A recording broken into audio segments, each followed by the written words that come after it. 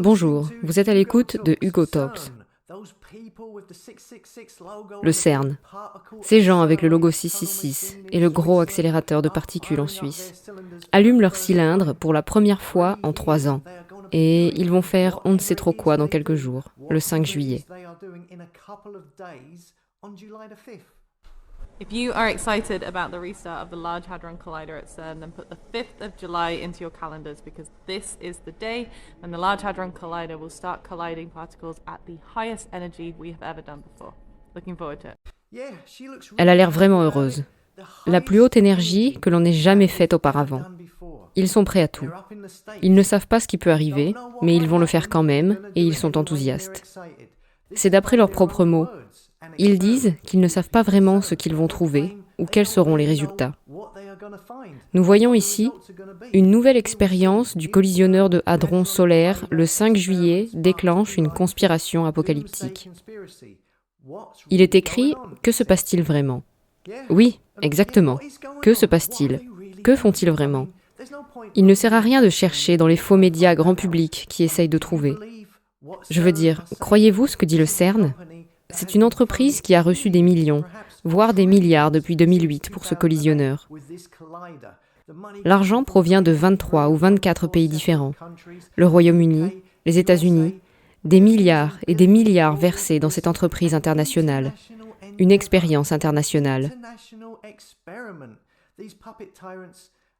Ces tyrans et maîtres marionnettistes sont très friands d'expériences de nos jours, n'est-ce pas ? Je veux dire, regardez la NASA. Croyez-vous ce qu'ils disent ? Sinon, pourquoi devrions-nous croire le CERN ? Il est dit ici que les théories de conspiration apocalyptique abondent, alors que la nouvelle expérience du grand collisionneur de hadrons du 5 juillet est prête à créer des niveaux d'énergie sans précédent. L'Organisation européenne pour la recherche nucléaire célèbre son 10e anniversaire, en redémarrant son grand collisionneur de hadrons, après qu'il ait été arrêté il y a 3 ans. L'organisation européenne, également connue sous le nom de CERN, exploite le plus grand laboratoire de physique des particules du monde. Il est écrit que sa fonction principale est de fournir des accélérateurs de particules et d'autres infrastructures nécessaires à la physique des hautes énergies. De nombreuses expériences de haut niveau ont été menées à l'Institut, grâce à des collaborations internationales, telles que la création du World Wide Web. Oui, le World Wide Web. Le gars qui a créé Internet, il était au CERN. Le World Wide Web, le web, qui veut dire toile ou réseau, sur lequel nous sommes tous maintenant. Le net, qui veut dire filet, qu'ils utilisent pour nous piéger tous. L'Internet, la chose qui rend possible les cartes d'identité numérique, le crédit social, le système sans argent liquide, le réseau de surveillance de tout le monde, le piège numérique. Tout cela ne peut fonctionner qu'avec Internet. Ne vous méprenez pas, vous regardez cette vidéo avec Internet. Et il y a beaucoup de grandes opportunités qui ont été créées par Internet. Mais vous savez, jusqu'à présent, ça n'a été qu'à court terme. Qu'en sera-t-il à long terme ? Quelle sera l'opinion des gens ? C'est la question. Mais oui, c'est le CERN qui nous a apporté Internet. Le CERN avec son logo 666. Le 5 juillet 2022, il est dit « Il y aura des collisions d'un niveau d'énergie sans précédent au grand collisionneur de hadrons. Le LHC, qui est le plus grand et le plus puissant accélérateur de particules du monde, est au centre des théories de conspiration qui entourent le CERN. Les gens ont partagé leurs superstitions concernant le portail qui s'ouvrira après 2 faisceaux de particules et d'énergie qui voyageront à une vitesse proche de celle de la lumière avant d'entrer en collision. On dirait Stranger Things. Ils vont ouvrir un portail vers l'autre côté, un monde à l'envers, et faire entrer des démons. Ou est-ce un tas de conneries ? Est-ce qu'ils préparent quelque chose d'autre ? Est-ce que c'est une arnaque financière ? Est-ce que ce concept va faire partie de la grande réinitialisation d'une certaine façon ? Je ne sais pas. Regardons ce clip d'information. Quand on parle du grand collisionneur de hadrons et des expériences de physique de ce niveau, le mot-clé est énergie. Ce qu'ils essaient de faire, c'est d'imiter l'approche des énergies qui se sont produites au début du Big Bang. Quand toute l'énergie a été libérée, une partie est restée de l'énergie, une grande partie s'est transformée en matière. Ils disent que c'est une expérience massive et très coûteuse, basée sur la théorie du Big Bang, n'est-ce pas ? Qui est une théorie. C'est juste une idée, une possibilité. Une théorie qui me semble être un conte de fées. Était-il là le jour de la création ? Non. Ils ne le savent pas vraiment, n'est-ce pas? Et tout ceci est basé sur quelque chose qu'ils ne savent pas vraiment. Peu importe, regardons la suite.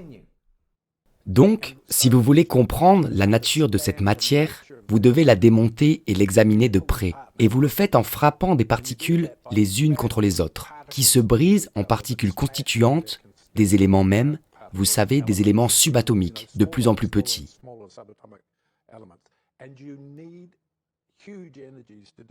Vous avez besoin d'énormes énergies pour le faire. Vous accélérez des protons, les blocs de construction des atomes, autour de cet anneau à une vitesse proche de celle de la lumière, et vous les frappez les uns contre les autres, et ils s'envolent en révélant tous les constituants et autres éléments et énergies qui composent cette matière dans l'univers. Et pourquoi cette recherche est-elle si importante? Eh bien, si nous voulons comprendre notre place dans l'univers, nous devons aller aussi profond que possible. Et pour le faire, vous avez besoin de ces énergies, et c'est ce qu'ils font. Vous n'obtiendrez jamais de réponse. Pourquoi c'est si important? Nous devons comprendre les mystères de l'univers. Vous ne comprendrez pas. Vous ne pourrez pas. C'est au-delà de votre compréhension. C'est une fois de plus l'homme qui essaie d'être Dieu. En améliorant les injecteurs qui envoient les particules, ils n'améliorent pas tant les aimants qu'ils ne réentraînent les éléments qui dirigent ces particules, afin d'obtenir des énergies de plus en plus élevées.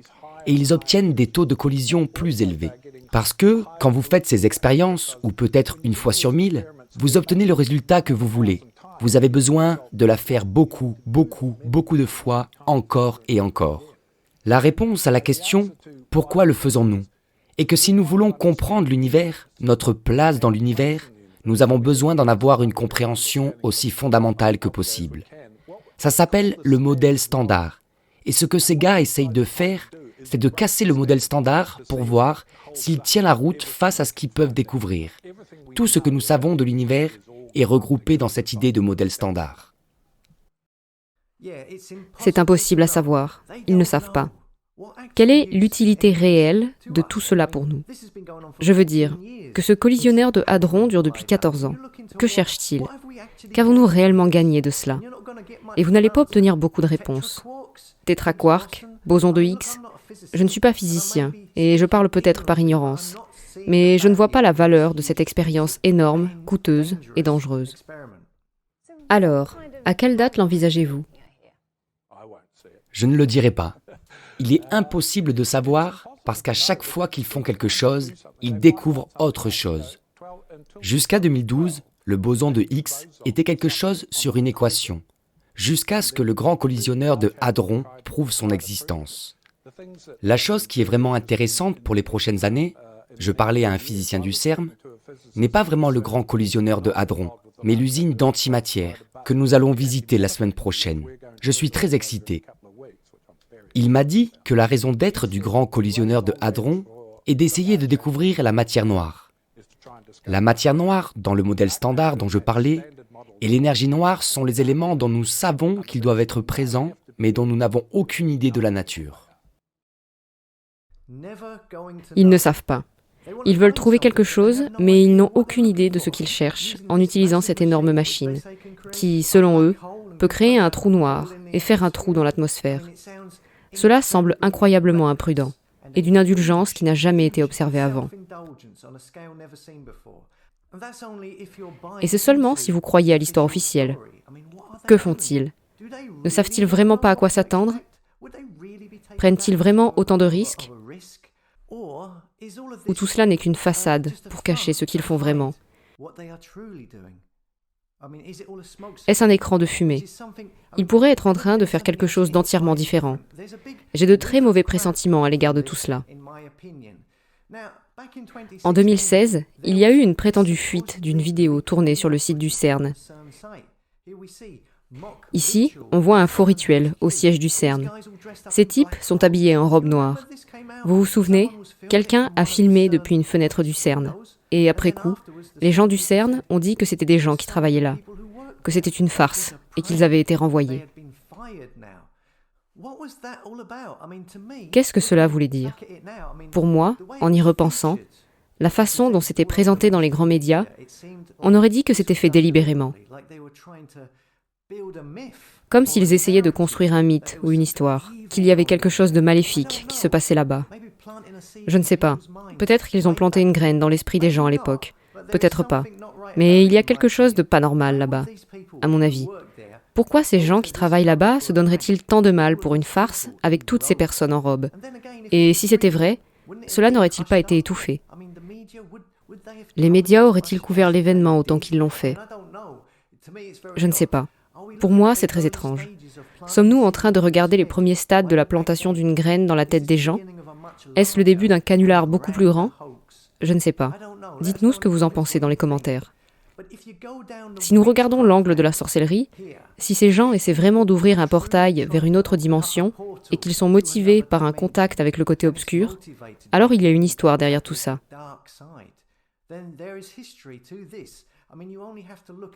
Il suffit de regarder du côté de Jack Parsons.